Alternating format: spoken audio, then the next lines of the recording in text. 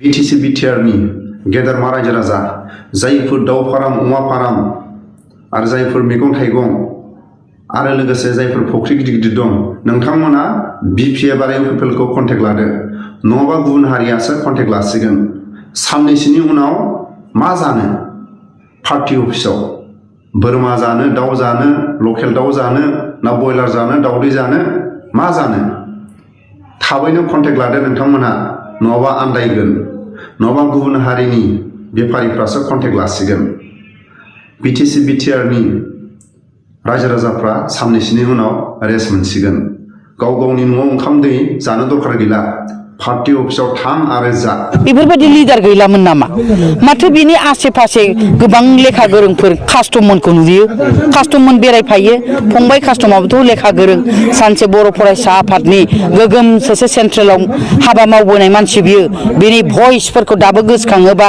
माने खोमोनफ्रानो जाखांलायो जोंना जाथिनि थाखाय खोथा बुंबोनाया होमबा दिनै बेफोरबायदि मानसियानो दंमोन प्रहलादमोन दंमोन लेखा गोरों मानसिफोर बेबोथ' बर' फरायसा आफादावनो मावबोनायमोन भिडिअनि फुटेजआ जोबोद मिलौहालौ जोबोद जोंनि बर' हारिनि गेजेराव मिलौहालौ राव जोंनि बर' हारिनि गेजेराव सानैसो आब' बायदि थानायमोनब्ला खौसेथिया साग्लोबगौमोन जोंनि बर' हारिनि गेजेराव खौसेया साग्लोबबोगौमोन नाथाय आब' बायदि नागिरनानै मोननो थान बर'नि खुगा थारला जाय मोजांबा मोजां जाय गाज्रिबा गाज्रि सोरबा सिखावबा सिखाव सोरबा मोजांबा मोजां सोरबा जुमाय फाग्लाबा फाग्ला बुंखागोन बर'नि खुगा थारला बुंखागोन नाथाय जेब्ला बिटिसि इलेक्सन समाव गारबोनाय समाव जाय आब'आ गावनि गोसो गोरबोजों जोबोद बाख्नायथाव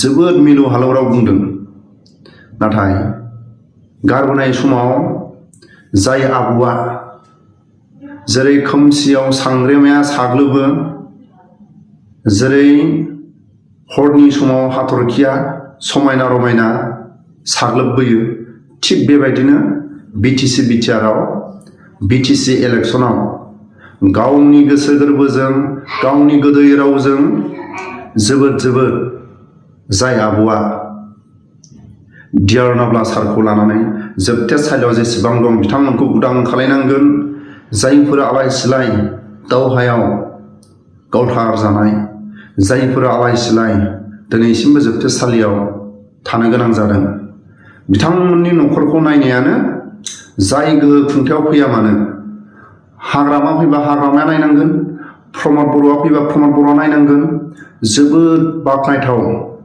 जोंनि बर' हारिनि गेजेराव सोरनिबा न'आ जोंथि जोंब्लाव जायफोर हारिनि अलखदाव हारिनि सोबख' जानायाव हारिनि थाखाय नांसोमदों बिथांमोननि न'खरखौ नायनायानो बर' हारिनि जायफोर गोहो खुंथायाव जाय बर' लिडारफ्रा बर'नि माखासे खामानि मावनो होननानै रायजो राजाफोरजों दैथायहरजादों बिथांमोननि न'खरखौ नायनाय जोबथेसालियाव थाग्राफोरखौ उदां खालायनाय बर'नि जेंना गिबिसिन बिखा बुयै बुयै बिखा दांनाय दांनाय बे आब'आ बाथ्रा बुंदोंमोन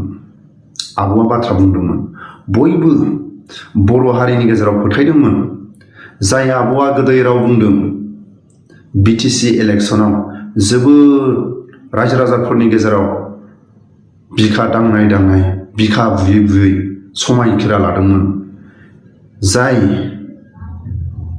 बिटिसिनि गोहो खुंथायाव फैगोन बिथांमोना जोबथेसालियाव थाग्राफोरखौ उदां खालायनांगोन एक्सननि बिनि केसखौ फोजोबनानै होनांगोन जायफोर आलाय सिलाय न'खर दानानै दं बिथांमोनखौ नायग्रोनांगोन जायफोर हारिनि थाखाय जाथिनि थाखाय नांसोमदों बिथांमोनखौ गिबि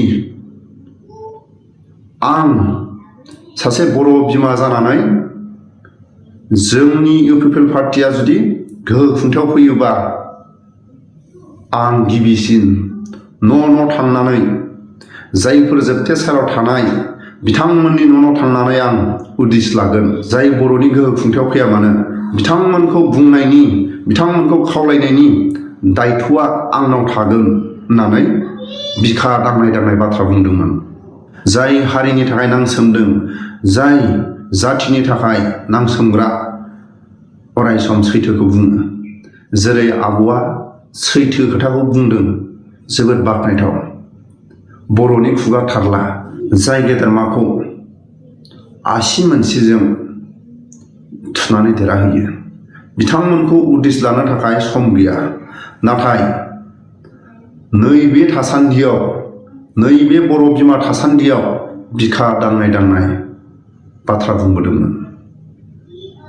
प्रमद बर'आ गोहो खुंथायाव फैयोबा जोबथेसाराव थाग्राफोरनि न' थांनानै जायफोर हारिनि सोमावसारनायाव सुथुरनि आखायाव मुंख्लं जादों, जायफोर केसजों सान हर खारनो गोनां जादों, खारखुमाना थानो गोनां जादों, कर्ट कासारि आं थांफानानै एक्सननि बेफोरनि केसखौ आं नांनानै होगोन। जोबथेसाराव थाग्राफोरखौ उदां खालामनायनि दायथ'आ आं बुंगोन। जायफोर हारिनि थाखाय नांसोमनानै सुथुरनि आखायाव मुंख्लं जादों, आबसुनि सोमावसारनायाव मुंख्लं जानाय, बिलटिनि सोमावसारनायाव मुंख्लं जानाय, एनडिएफबिनि सोमावसारनायाव मुंख्लं जानाय, बिथांमोननि न' थांनानै आं सासे साख्रि होगोन होननानै बाथ्रा बुंदोंमोन। बर'नि खुगा थारला बिटिसि इलेक्सनाव बेबायदि बिखा बुयै बाथ्रा बुंनाया सोरांनाय लोगो लोगो जेरै सांग्रिमाया हारसिंनो एब्रेलाङो, हाथरखिया जेरै हारसिंनो सोरांनाय लोगो लोगो आनज्रायलाङो, अलंबारा जेरै आनज्रायलाङो, थिग बेबायदिनो आब'आबो बिटिसि इलेक्सन जोबनाय लोगो लोगो सिरि अबे जायगायाव दंमोन। दिनै फिनै आब'आ गेदेरमा रायजो राजाफोरनि गेजेराव फैनानै ससियेल मिडियानि गेजेरजों सैथो बाथ्राखौ, नंगौ बर'नि खुगा थारला, जाय गोरोङा गोरों, जाय रोङिया रोङै, जाय गाज्रिया गाज्रि बुंखागोन। आब'आ सैथो बाथ्राखौनो बुंदों। लोगोसे आं जोबथारनायाव फंसे बाथ्राखौ आं खावलायो। आंनि चेनेलनि नायगिरि गेदेरमा रायजो राजा, बारा सम गैला, आरो साननैसो नेबावदो। बिटिसि बिटिआरआव साननि हरनि गथ' गथाय बयबो अमा बेदर जानो, ना जानो, दावदै जानो, साननैसो बयबो रेस्ट लानो हासिगोन। गाव गावनि गेसआ बासिसिगोन, गाव गावनि माइरं दैया बासिसिगोन, माखासे गाव गावनि बाजार खरसा बासिसिगोन। साननैसोनि उनाव गाव गावनि पार्टि अफिसाव थांनानै जानो हासिगोन। जायफोर अमा फार्म दं, अमा फार्मा कन्टेक्ट लानो हासिगोन। सानसेयाव बर'नि थाखानाय मोननै बिपिएफ आरो इउपिपिएल बिथांमोननि पार्टि अफिसाव अमाया बेसेबां नांगौ, बयलार दाउखौ बेसेबां नांगौ, लकेल दाउखौ बेसेबां नांगौ, सानसेयाव दाउदैखौ बेसेबां नांगौ, बोरमाखौ सानसेयाव बेसेबां नांगौ, नाखौ बेसेबां नांगौ, मैगं थाइगंखौ बेसेबां नांगौ, जोंनि बर'नि आबादारिफ्रा जायफोर खेथि आबाद मावनानै थाबैनो कन्टेक्ट लादो। नङाबा गुबुन हारियासो चान्स लागोन।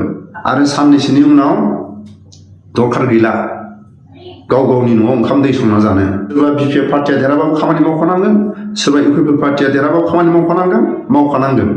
नाथाय जानायखौथ' खम खालामनो हानाय नङा। जोंनि बर' हारिया जानायजोंसो सैथो बोलो देहाखौ थाजिम दोनो, नङा होमबा? अमा फार्म, दाउ फार्म, बोरमा फार्म नोंथांमोना थाबैनो कन्टेक्ट ला, नङाबा गुबुन हारियासो बाहागो लागोन। आरो बयनिबो न'खराव रेस्ट मोनसिगोन। ओंखाम संनाय, गेसनिफ्राय बाजार खालायनाय साननैसो रेस्ट मोनसिगोन। उन्दै गेदेर साननि हरनि पार्टि अफिसाव थां आरो जा।